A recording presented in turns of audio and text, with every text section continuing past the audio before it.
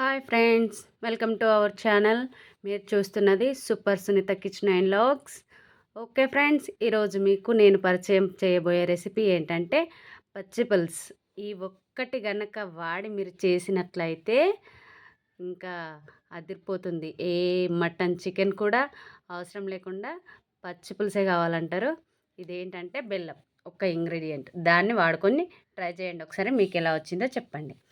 చూడండి, పెద్ద నిమ్మకాయ అంత సైజు ఇంత చింతపండు తీసుకొని దీన్ని నీట్గా కడిగి నానబెట్టుకోవాలి. ఓకే ఫ్రెండ్స్, ఆ చింతపండు నానబెట్టుకున్న తర్వాత మనం ఇప్పుడు వెల్లుల్లిపాయలు 8 తీసుకున్నాను. ఈ విధంగా కచ్చపచ్చ కొట్టుకోండి. కొత్తిమీర కట్ చేసుకున్నాను. ఒక బౌల్లో వేసుకుందాం. ఇందులోనే ఆనియన్ అండ్ బెల్లం, కొంచెం మీకు పోపులో ఇష్టం అనుకుంటే ఇలా కొంచెం ఉంచుకోండి, లేదంటే మొత్తం అందులో వేసుకోండి. నాకైతే కొంచెం ఆయిల్లో వేస్తే బాగుంటుంది అనిపిస్తుంది, అందుకే అలా చేశాను. ఇందులో ఇప్పుడు కొంచెం కారం, అదేవిధంగా చింతపండు కాబట్టి కొంచెం పులుపు ఉంటుంది కదా, సాల్ట్ ఇంత పడుతుంది. మీరు కూడా ఇలాగే చూసి వేసుకోండి, మీ రుచికి సరిపడినంత. ఇప్పుడు దీన్ని కలపాలి. దీన్ని కలపడానికంటే ముందు మనం చింతపండు నానబెట్టుకున్నాం కదా, దాన్ని పులుపు తీసుకొని పక్కన పెట్టుకుందాం.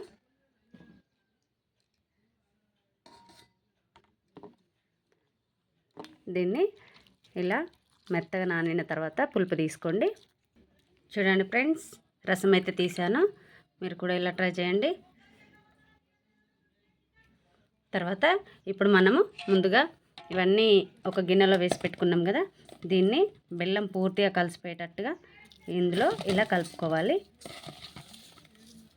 ప్రెస్ చేస్తూ కలపాలి ఫ్రెండ్స్, ఎందుకంటే కొత్తిమీర, ఆనియన్, ఉప్పు, కారం ఇవన్నీ కరెక్ట్గా సరిపోతాయి, అప్పుడే టేస్ట్ ఉంటుంది. చూడండి ఫ్రెండ్స్, ఈ విధంగా అన్నీ కలిసిపోయే విధంగా కలుపుకోండి. ఇప్పుడు మనం ఇందులో ముందుగా కలిపి రసం తీసి పెట్టుకున్నది ఇందులో వేసుకుందాం. చూడండి ఫ్రెండ్స్, మీరు ఇంతకుముందు నేను చేసిన వీడియోలో ఒక కామెంట్ పెట్టారు. ఏంటనంటే, మేడం మీరు లాంగ్వేజ్ మార్చండి అని పెట్టేశారు. లాంగ్వేజ్ అంటే మామూలుగా అయితే నాకు పూర్తిగా ఇంగ్లీష్ అయితే రాదండి.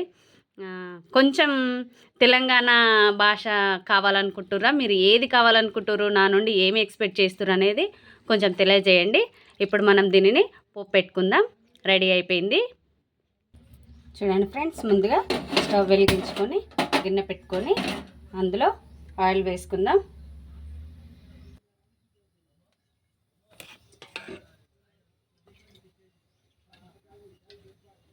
త్రీ స్పూన్స్ వేస్తున్నాం.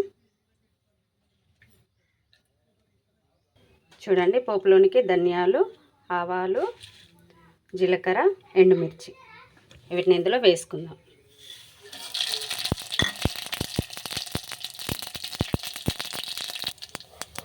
అవి వేగిపోయాయి. పచ్చిమిర్చి, కరివేపాకు,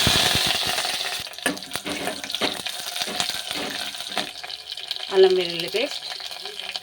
ఇప్పుడు అందులోనే నేను మిగిల్చి ఉంచిన ఆనియన్,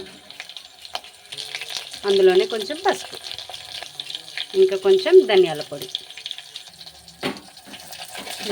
కలిపేసుకున్నాను. చూసారు కదా, రెడీ అయిపోయింది. మీరు కూడా ఇలా ట్రై చేయండి, మీకు ఎలా వచ్చిందో నాకు తెలియజేయండి. అయిపోయింది, సింపుల్. మెయిన్గా ఏంటంటే కొంచెం బెల్లం వాడుకుంటే సరిపోతుంది. పోపు వేగిపోయింది. ఇప్పుడు మనం ఇందులో ముందుగా సిద్ధపరచుకున్న పులుపు ఇందులో యాడ్ చేసుకోవాలి. ఓకే ఫ్రెండ్స్, అంతే, టేస్టీ టేస్టీ పచ్చి పులుసు రెడీ. ఇప్పుడేమో మనం చింతపండు చారు, రసము అంటున్నాం, కానీ అచ్చమైన తెలుగు భాషలో పిలిచే పిలుపు పచ్చి పులుసు. ఓకే, పచ్చి పులుసు రెడీ అయిపోయింది. చూడండి ఫ్రెండ్స్, ఎంత బాగా కనిపిస్తుంది కదా, టేస్ట్ కూడా సూపర్గా ఉంది. మీరు ట్రై చేయండి, మీకు ఎలా వచ్చిందో కామెంట్ చేయండి. మీకు నచ్చినట్లయితే లైక్ చేయండి, సబ్స్క్రైబ్ చేసుకోండి friends. Thank you for watching. ఇలాంటి మరెన్నో వీడియోలు మీకోసం నేను చేయడానికి రెడీ. చూడడానికి మీరు రెడీ అయితే సబ్స్క్రైబ్ చేసుకోండి. Thank you for watching. Bye bye.